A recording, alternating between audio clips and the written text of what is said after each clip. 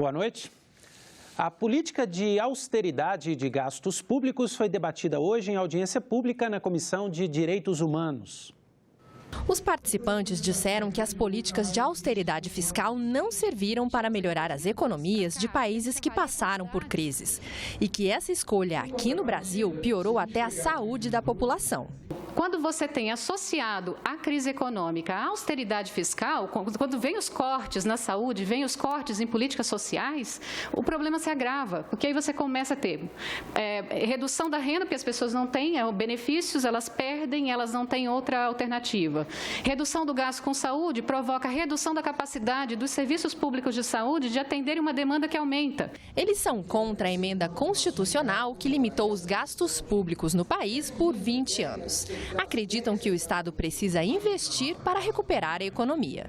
Para eles, a política de austeridade manteve os juros altos, prejudicou a produção e a geração de empregos e, consequentemente, a arrecadação do governo. Rever a PEC dos gastos e retomar uma capacidade do Estado induzir esse processo de desenvolvimento é o caminho que eu acredito que é um caminho sustentável. O desafio do desenvolvimento soberano, inclusivo e sustentável, diferentemente da austeridade, não é conformar-se com esta realidade da dependência e do vício desse país pela exclusão, mas tratar de modificá-la qualitativa e estruturalmente. Para os convidados, como a população brasileira está envelhecendo, haverá nos próximos anos uma maior demanda de recursos para a Previdência.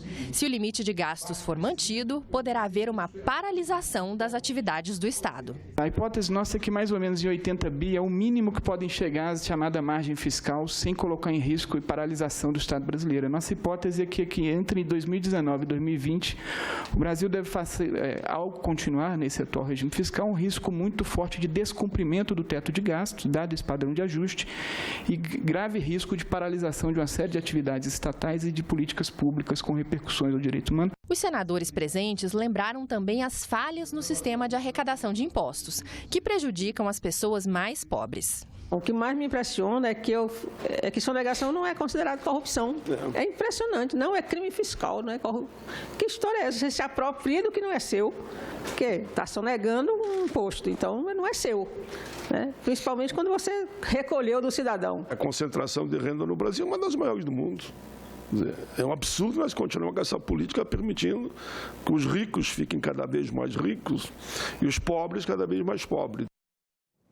A Comissão de Relações Exteriores e Defesa Nacional aprovou em reunião hoje pela manhã as indicações de 2 novos embaixadores. Luiz Eduardo de Aguiar Vilarinho Pedroso deverá representar o Brasil na Etiópia e Sérgio Eduardo Moreira Lima deverá ocupar a embaixada brasileira na Austrália. As 2 indicações serão ainda submetidas ao plenário do Senado. Hoje é uma data importante do calendário eleitoral. Confira os detalhes com Mariana Abreu.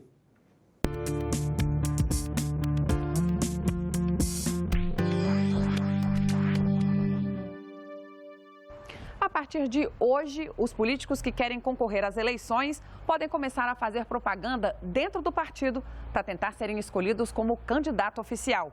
Só não vale usar rádio, televisão e outdoor para isso.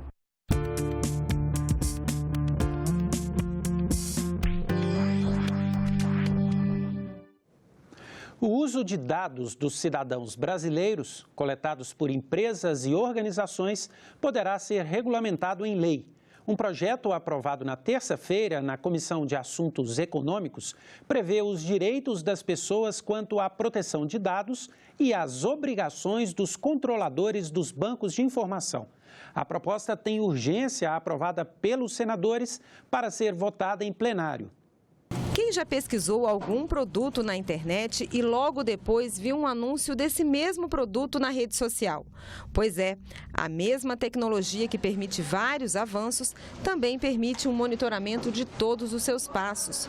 Cada vez que você concorda com as políticas de privacidade de um aplicativo, por exemplo, você permite o compartilhamento e até a venda de informações pessoais.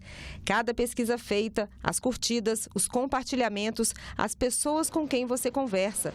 Tudo isso deixa rastros digitais que favorecem a prática de propaganda dirigida à manipulação de dados e o envio de fake news, uma vigilância total da vida das pessoas. Hoje tudo é possível, você consegue mapear o que uma pessoa faz durante o dia inteiro, porque há câmeras digitais, há uma série de trajetos que são marcados, se você usa um cartão, aquilo também é contabilizado, se você faz uma busca, usa mídias sociais, tudo é de algum modo vigiado. Ou você pode estar acessando uma empresa aérea várias vezes a passagem, ele pode subir só para você, porque percebeu que você é você, no caso identificou, e ele pode simplesmente aumentar o preço porque sabe que você quer muito aquela passagem.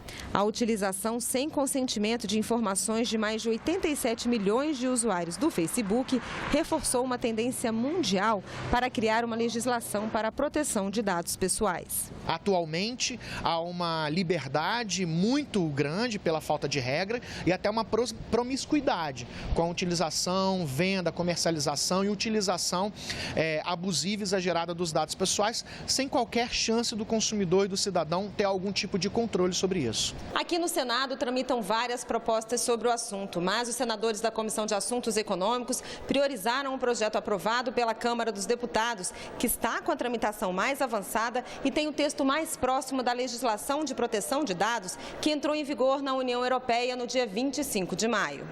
Muito daquilo que foi discutido na União Europeia nós estamos incorporando, nós procuramos criar regras de equilíbrio que possa trabalhar a proteção, a privacidade das pessoas, mas também não facilitar ou não criar estímulos a que não haja nesse ambiente a inovação, porque a inovação é um elemento fundamental no plano das relações, enfim, e do mundo digital. O projeto determina como será a coleta e o tratamento de informações e dá ao titular das informações o direito de ter acesso aos dados e de corrigir informações incompletas, inexatas ou desatualizadas. Pode ainda pedir o anonimato, bloqueio ou a eliminação de dados considerados desnecessários ou excessivos. Pode pedir informações das entidades públicas e privadas com as quais foi realizado o uso compartilhado de dados. E tem direito ainda de revogar o consentimento do uso de informações. Os responsáveis pelo tratamento de dados estão sujeitos a penalidades como advertência, suspensão, proibição de funcionamento, eliminação obrigatória de dados e multas que podem chegar até 4% do faturamento, limitadas a um total de 50 milhões por infração. O projeto prevê ainda a criação de uma autoridade nacional para fiscalizar e punir as empresas que fizerem mau uso de informações pessoais. Essa matéria foi fruto de um debate muito amadurecido, quase 2 anos, em que se assegurou uma ampla audiência de autoridades públicas, sociedade civil, representantes da academia. Todos os setores empresariais, senador Tasso, se alinham na defesa desse, seja da área de serviços, do comércio, da indústria, da área de tecnologia de informação. Ele garante a possibilidade legal de reclamarmos de empresas estrangeiras que promovam qualquer tipo ou que hospedem qualquer questões não autorizada, depreciativa em relação à pessoa, o que nós não podemos fazer antes dessa legislação, com alegação, por exemplo, Twitter, Facebook, de que a sede dessas empresas são fora e, portanto, não poderia haver a busca ou a penalização. A partir da aprovação dessa lei, nós teremos isso. Na próxima quarta-feira, 11 de julho, entra em vigor a lei que cria o Sistema Único de Segurança Pública. Veja na coluna Salão Nobre. A lei do Sistema Único de Segurança Pública é de autoria do governo federal. Foi aprovada em maio pelo Senado e sancionada em junho. O sistema prevê a atuação conjunta das forças de segurança no país e o compartilhamento de informações. Isso significa que as polícias federal, rodoviária federal, civil, militar, bombeiros, agentes penitenciários e guardas municipais poderão atuar em operações conjuntas e trocar informações até mesmo de inteligência.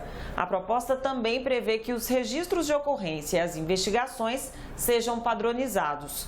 O SUSP será coordenado pelo Ministério de Segurança Pública e as ações serão executadas pelos estados e municípios.